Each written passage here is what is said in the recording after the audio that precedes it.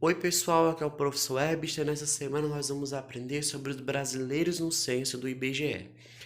Mas antes disso, é bom entender o que é o IBGE. O IBGE é um Instituto Brasileiro de Geografia e Estatística que ele levanta, que ele traz vários dados para que a gente possa compreender a realidade do Brasil. A cada 10 anos, a cada começo de década, junto de perguntas de termos sociais, econômicos, históricos, assim também pessoais, que estão relacionadas com a população brasileira, com a economia brasileira, enfim, com todo o Brasil.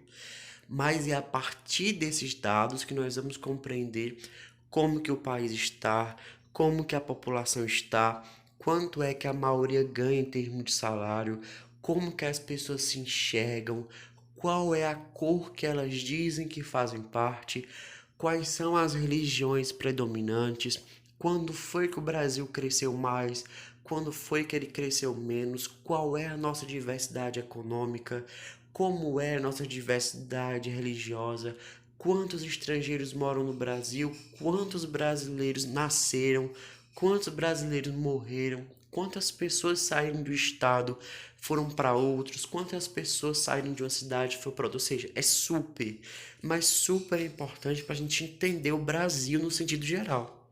Ou seja, serve para a gente estudar sobre o país do passado, sobre o Brasil do futuro, serve para a gente comparar se nós evoluímos há 10 anos atrás ou se nós regredimos.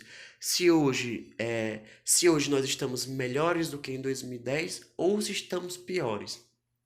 Isso é muito importante. Então, o censo demográfico do IBGE serve para compreendermos como que está a situação geral da população brasileira. Entre as perguntas, que são muitas, tem lá: qual é a cor que você se identifica? Pode ser branco, pardo, preto, indígena, amarelo, várias outras cores que as pessoas se identificam. Portanto, é algo autodeclarado. Não há, portanto, certo ou errado, mas é aquilo que você consegue entender enquanto pessoa, né? Aqui, esse gráfico é de 2015 e fala sobre a distribuição do Brasil em relação às cores.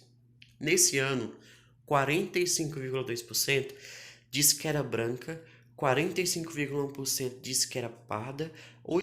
Dentro desse contexto, como que as pessoas negras, como que os afro-brasileiros estão representados dentro do IBGE, dentro do censo? Por exemplo, os negros lutaram pela sua independência, pela sua liberdade aqui no Brasil.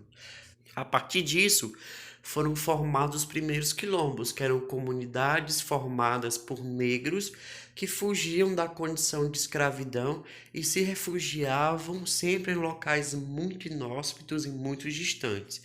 Com o passar dos anos, esses locais são sinônimo de resistência, são sinônimo de força. Aqui, nós podemos perceber o quê?